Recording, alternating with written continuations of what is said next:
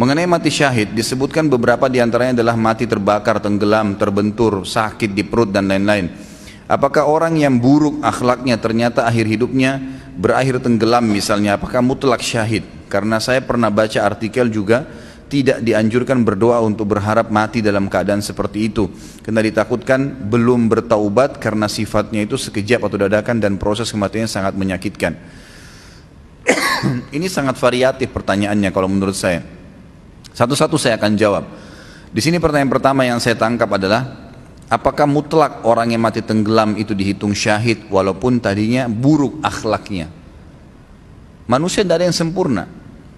Sekarang saya pernah kasih contoh begini ikhwah. Ada orang pulang dari bar, muslim, mabuk, tabrakan mati.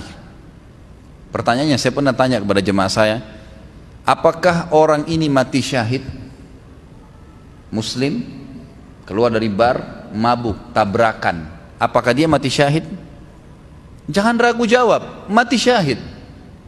Dia mati syahid. Tapi ustaz, dia dari bar kemaksiatan. Tapi dari mana kita bisa jamin? Mungkin sementara dia di mobil sebelum tabrakan sempat tobat berapa menit itu.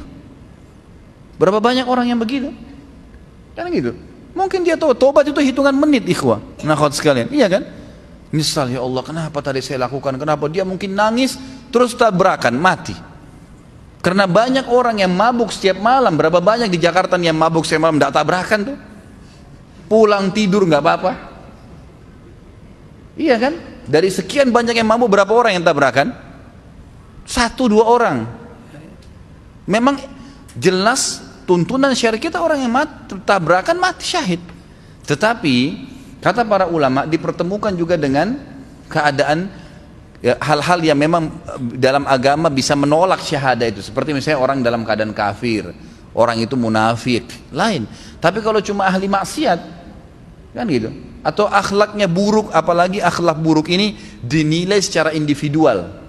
Misal saya secara pribadi karena nggak suka, dia kadang-kadang nggak tegur saya anggap akhlaknya buruk, lalu kemudian dia mati tabrakan misalnya, atau tenggelam, lalu saya bilang dia tidak syahid karena akhlaknya buruk. Nggak bisa, tolok ukurnya dari mana? Anda yang menilai pribadi. Mungkin saja itu dia tidak tegur, mungkin dia lihat ada maslahat. Mungkin saya pernah, waktu kemarin baru bimbing umroh ini saya balik, ada satu jemaah saya berpapasan dengan saya, subhanallah. Saya kalau tidak salam dia nggak tahu. Assalamualaikum pak.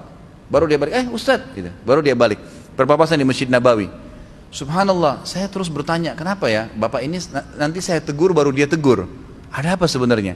Dia duduk dengan saya pada saat lagi makan di restoran di hotel di Madinah. Kemudian saya sempat ngobrol-ngobrol tentang masalah operasi lasik. Saya kan pernah pakai kacamata dulu, kemudian saya operasi di Malaysia, alhamdulillah berhasil, gitu kan. Kemudian saya bicara, dia pakai kacamata orangnya.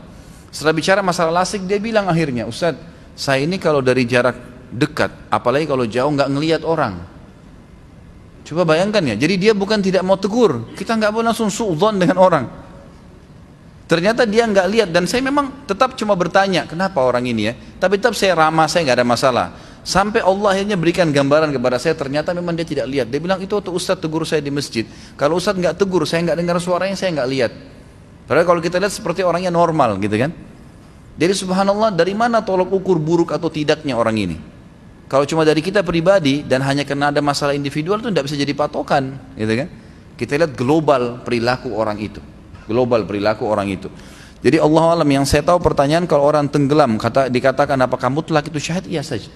Pertanyaan yang saya paham dari pertanyaan ini yang kedua adalah, kalau seandainya di sini ada artikel yang mengatakan tidak boleh orang berdoa agar mati dalam keadaan seperti itu. Memang betul. Jangan bilang ya Allah matikan saya tenggelam, matikan saya terbakar. Memang begitu.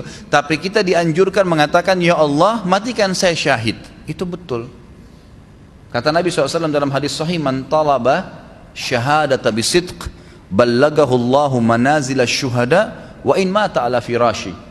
Siapa yang minta kepada Allah dengan tulus mau mati syahid, tulus memang dia berharap mati syahid, nanti masalah apakah dia terbakar, tenggelam kah, membela kehormatan di medan perang kah, kena penyakit kusta kah, kena penyakit perut, macam-macam mati syahid itu urusan Allah SWT. Yang penting saya mau mati syahid ya Allah, gitu kan.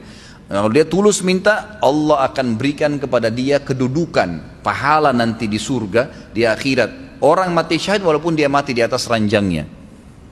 Memang itu fadilah, kita disuruh. Tapi memang jangan minta khusus kecuali mati di medan perang.